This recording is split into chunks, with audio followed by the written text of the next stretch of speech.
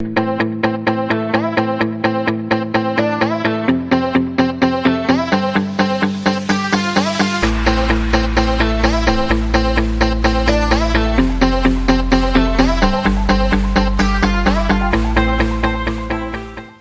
remercions les autorités béninoises pour leur hospitalité. Nous venons en effet de terminer la 5e revue du programme de 3 ans entre le Bénin et le FMI et nous sommes parvenus à un accord sur les grands axes de la politique économique. Les résultats du programme continuent d'être très satisfaisants. Tous les indicateurs de performance sur la première moitié de l'année 2019 ont été remplis. Le déficit sur le premier semestre a été plus bas que prévu et la mobilisation des recettes fiscales a été excellente.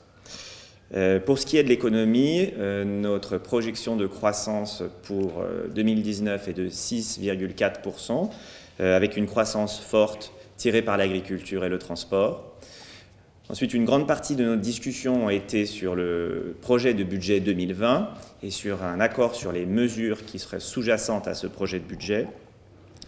Nous nous félicitons que les autorités aient décidé de cibler un déficit de 1,8% du PIB en 2020. C'est un déficit bas, un déficit qui est nettement en dessous du plafond régional de 3%. Nous nous félicitons également des efforts de mobilisation des revenus qui sont prévus pour l'an prochain. Ces efforts de mobilisation du revenu permettront de financer des projets de développement et aussi d'améliorer la capacité à rembourser la dette. On a aussi noté que le ratio de la dette sur PIB était stable cette année, allait diminuer l'an prochain, ce qui est une très bonne nouvelle et ça découle de la très bonne, prudence budgétaire et des bonnes conditions macroéconomiques. Un point sur lequel il faudra rester vigilant à l'avenir est la composition de la dette. La part de la dette extérieure dans la dette totale a augmenté ces dernières années, en partie du fait de l'eurobond. Ces endettements extérieurs ont été bénéfiques, ils ont permis de diminuer la charge de la dette, d'allonger la maturité de la dette, mais ils créent aussi de nouvelles vulnérabilités qu'il faut prendre en compte. Et nous saluons les efforts des autorités pour mettre à jour leur stratégie de moyen terme de la dette et continuer les réformes dans l'Agence de gestion de la dette publique.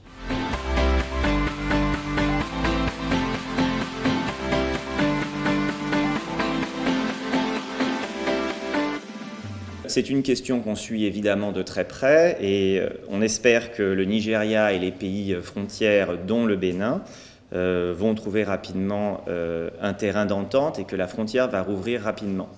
Ce que je peux vous dire, c'est que dans le cadre de notre mission, ce que nous avons analysé surtout, ce sont les implications économiques de la fermeture de la frontière. Donc si je pense principalement à 3 types d'impacts économiques. D'abord, un premier impact sur les finances publiques. On a observé une baisse des recettes douanières, mais elle a été en partie compensée par l'excellente performance budgétaire sur la première moitié de l'année. Le deuxième impact, c'est l'impact sur l'inflation et les prix. Là, ce qu'on a observé, c'est une hausse des prix du paillot, mais combinée avec une baisse des produits agricoles. Et au total, quand on prend ces deux effets et qu'on les combine, on voit plutôt un effet de baisse des prix lié à la fermeture de la frontière. Et enfin, il y a un effet aussi sur la croissance qui est plus difficile à estimer dans la mesure où nous n'avons pas encore accès aux données conjoncturelles mensuelles pour les mois de septembre et octobre. Nous estimons la croissance à 6,4%, mais pour 2020, nous continuons à garder la croissance à 6,7%, qui est la croissance de moyen terme, qui est une croissance extrêmement forte.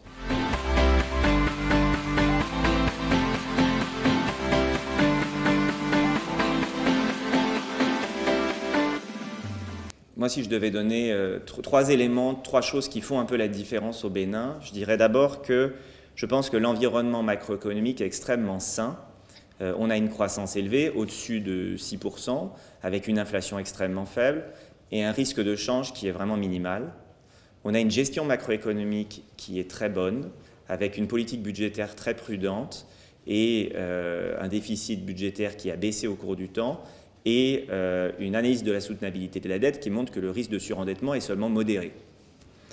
Cette bonne gestion macroéconomique explique que le programme avec le FMI est globalement un succès, tous les indicateurs de performance trimestriels depuis le début de ce programme ont été vérifiés, ce qui est assez exceptionnel. La deuxième chose, je pense, qui fait la différence aussi, c'est le potentiel de croissance à moyen terme. Le Bénin a un fort potentiel de croissance à moyen terme. Dans une analyse qu'on a fait lors de la dernière revue, un rapport qui s'appelle le rapport d'article 4, on a estimé que la croissance de moyen terme du Bénin était supérieure à 6,5%. Ça plaçait le Bénin dans le haut du panier des pays d'Afrique. Évidemment, réaliser ce fort potentiel de croissance exige des réformes et les autorités semblent très engagées dans tout un ensemble de réformes, dont des réformes d'infrastructures, dans l'énergie et dans l'infrastructure routière aussi, qui vont rendre le travail plus facile aussi pour les investisseurs privés intéressés par le Bénin. Enfin, un point qui attire souvent l'attention des investisseurs étrangers, c'est la gouvernance économique. Et là, ce que je dirais, c'est qu'on a observé ces dernières années une amélioration de la gouvernance économique. Le dernier rapport Doing Business montre une amélioration de 4 places du Bénin. Et pour vous donner juste un exemple des mesures qui sont sur le point d'être prises, il y a un code d'investissement aujourd'hui au Parlement qui va être adopté avant la fin de l'année, qui va donner davantage de protection aux investisseurs étrangers dans le pays.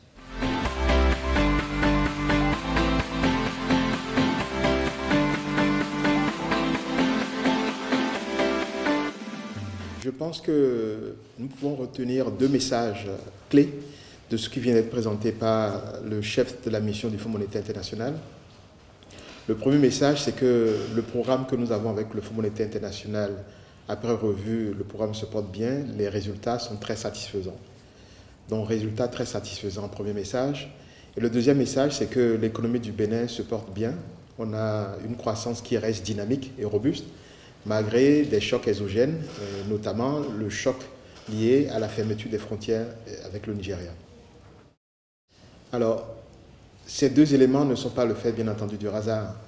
Si je prends le premier élément, donc, qui est lié au résultat des travaux, je voudrais juste rappeler que le gouvernement a choisi de faire appel au Fonds monétaire international dans sa volonté d'avoir un œil externe, un œil critique, qui vienne regarder la manière dont vos biens, les finances publiques, ce qui appartient à la collectivité, la manière dont tout cela est bien géré aujourd'hui, mais également la manière dont tout cela est bien géré pour les jeunes béninois de demain.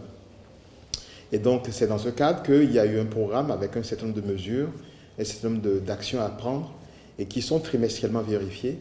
Et donc, c'est quand même réjouissant qu'après les vérifications, pour la 5e fois de suite, que nous ayons des résultats qualifiés de très satisfaisants.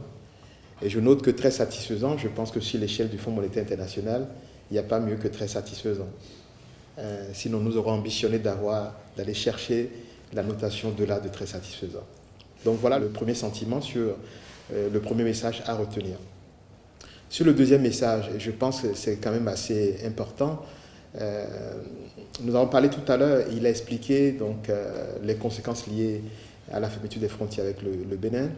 Mais moi, ce que je veux surtout retenir, c'est que nous avons aujourd'hui une économie qui est beaucoup plus résiliente. Nous sommes dans une période où nous avons un choc exogène, mais malgré ça, la conjoncture est relativement bonne. La croissance se maintient à un niveau qui reste l'un des plus forts taux de croissance en Afrique.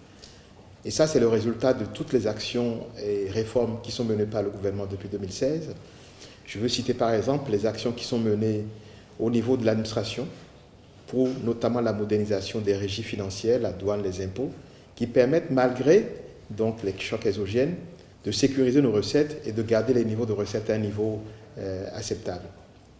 C'est également le fruit des réformes qui visent à la diversification et à la transformation structurelle de notre économie.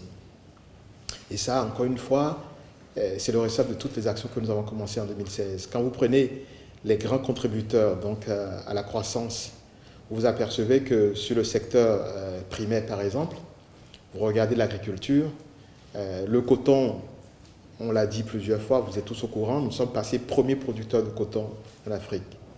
Ce n'est pas le fait du hasard, c'est le résultat des réformes qui ont été menées dans ce secteur.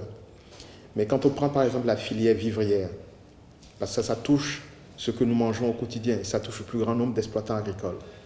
Qu'est-ce que nous remarquons? Nous remarquons que grâce aux réformes qui ont été faites, aux investissements qui ont été mis en place, notamment pour former les paysans, pour mettre en place les intrants de qualité. Donc je veux citer les semences, les engrais. Vous notez que sur la plupart des filières vivrières, nous avons une explosion de la productivité. Vous prenez le riz. En 2015, je pense que nous avons un niveau de volume de riz qui tournait autour de 200 000 tonnes, volume produit sorti des champs, donc le riz pardi. Aujourd'hui, en 2019, nous parlons de 400 000 tonnes. Et le chef de l'État a donné les instructions pour que soit mis en place un programme d'urgence qui vise à dépasser 1 million de tonnes de riz produit d'ici 2 ans. Et ça, c'est une réalité. Et donc ça, c'est des milliers de producteurs qui, au quotidien, voient leur rendement augmenter et donc leur niveau de vie augmenter grâce à ces réformes, aux formations mises en place, au soutien mis en place, aux intrants de qualité mis en place. Quand on prend le maïs, qui est le produit aussi consommé par nous tous, pareil, je pense qu'en 2015, on avait autour de 935 000 tonnes, mais cette année, on parle de 1,4 million, 1,5 million de tonnes de maïs. C'est exceptionnel, plus de 50% d'augmentation. Et je pourrais vous prendre des produits comme ça, et même sur le maraîchage, etc. Donc, vous voyez concrètement que l'ensemble des réformes qui ont été faites pour mieux former les gens, leur permettre de pouvoir disposer d'intrants de qualité, tout l'accompagnement qui a été mis en place, permettent à ce secteur agricole aujourd'hui d'améliorer sa contribution au produit intérieur brut et de nous rendre un peu plus résilients aux chocs externes. De la même manière, vous prenez les autres secteurs, vous voyez le secteur des BTP, le chef de mission l'a dit tout à l'heure, mais vous passez dans tous les départements du Bénin, il n'y a pas un seul département où vous n'avez pas de grands travaux.